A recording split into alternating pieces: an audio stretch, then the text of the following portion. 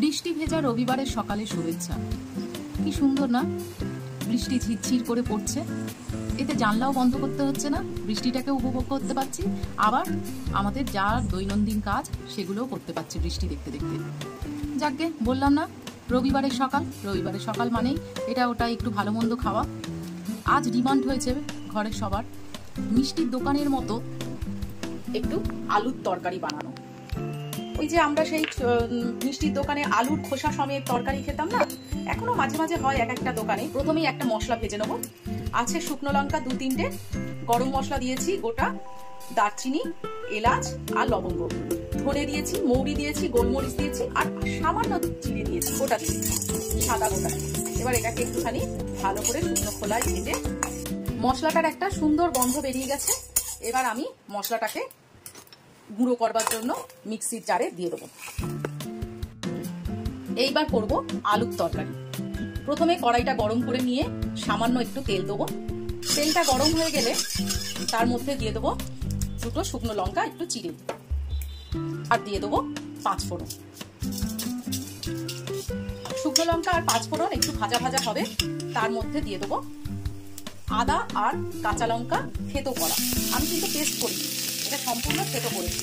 আর এটা মিষ্টির দোকানের তরকারি বলে এটা কিন্তু সম্পূর্ণ নিরামিষই হবে। আমি কিন্তু সামান্যই তেল দিয়েছি, আমি কিন্তু বেশি পরিমাণে তেল দিইনি।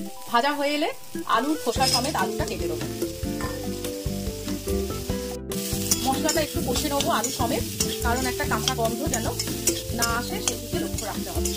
সামান্য একটুখানি জল দেবো, এর মধ্যে দিয়ে দেবো হলুদ, স্বাদ অনুযায়ী নুন, এর মধ্যে দিয়ে দেবো একটু কাশ্মীরি লঙ্কার গুঁড়ো কালারের জন্য, কারণ আমি এমনিতেও কাঁচা লঙ্কা অনেকগুলো দিয়েছি। আর ভাজা মশলাটা যেটা প্রথমে ভেজেছিলাম, শেষে দেবো বলেছিলাম, সেটা মধ্যেও শুকনো লঙ্কা ছিল, তাই জন্য কালারের জন্য জাস্ট একটু কাশ্মীরি লঙ্কার গুঁড়ো দিলাম। এরপরে দিয়ে দেবো সামান্য চিনি। আমার মশলা খুব ভালো মতো কষা হয়ে গেছে, এর মধ্যে দিয়ে দেবো আমি এবার জল।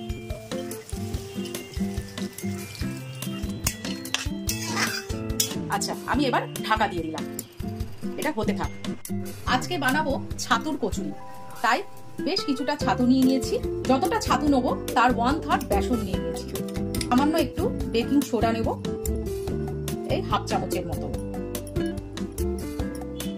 স্বাদ অনুযায়ী লবণ, সামান্য চিনি, রিফাইন্ড অয়েল কিছুটা নিয়ে নিলাম। এটাকে একটু মেখে নেব। এইভাবে সুন্দর করে জল দিয়ে অল্প অল্প করে জল মেশাবে, এইরকম ভাবে মেখে নেব। ছাতু মাখাটা সাইড করে নেব। সামান্য নুন, ময়দার মধ্যে যেহেতু কচুরি বানাবো, সামান্য একটুখানি চিনি আর সামান্য রিফাইন্ড অয়েল।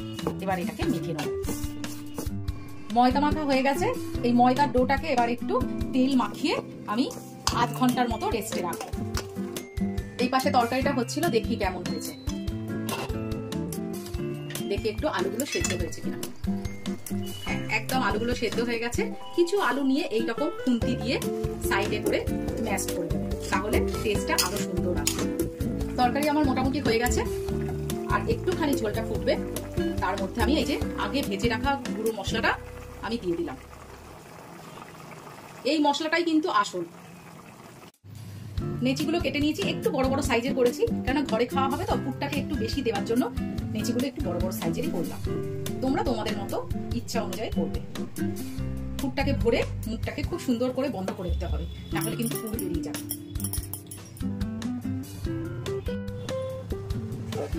সামান্য ময়দা দিয়ে আমি বেলবো, তেল দিয়ে বেলবো না।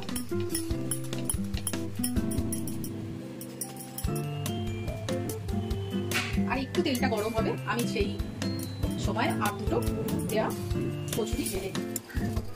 তেলটা আমার গরম হয়ে গেছে, এইবারে এক এক করে আমি কচুরিগুলো ছেড়ে দেবো। কচুরি না, ছাতু পুরি। প্রথমটা বলতাম না যে ফোলে না, এই দেখো আমার কিন্তু প্রথমটাই ফুলেছে, আমি প্রথমটাতেই সাকসেস হয়েছি।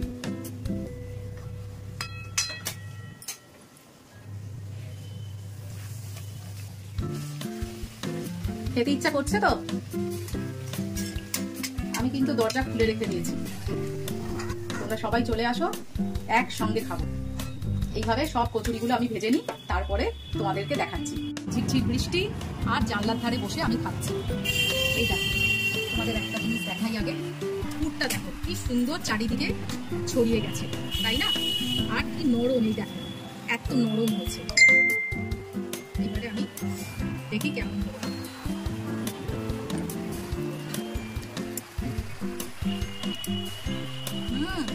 মিষ্টির দোকানের গো, তোমরা প্লিজ বানাও। আর একদম চা, যতই শরীরের জন্য আমরা দুধ চা না খাই, এই দুধ চায়ের কিন্তু স্বাদই আলাদা। পুরটা যখন মেখেছিলাম, ছাতুর পুরটা, তখন কিন্তু আমি হিঙের কথাটা বলতে ভুলে গেছি। আমি হিং মিশিয়েছিলাম, দেখাতে ভুলে গেছি। তোমরা একটু হিংটা মিশিয়ে দাও, কেমন? টাটা।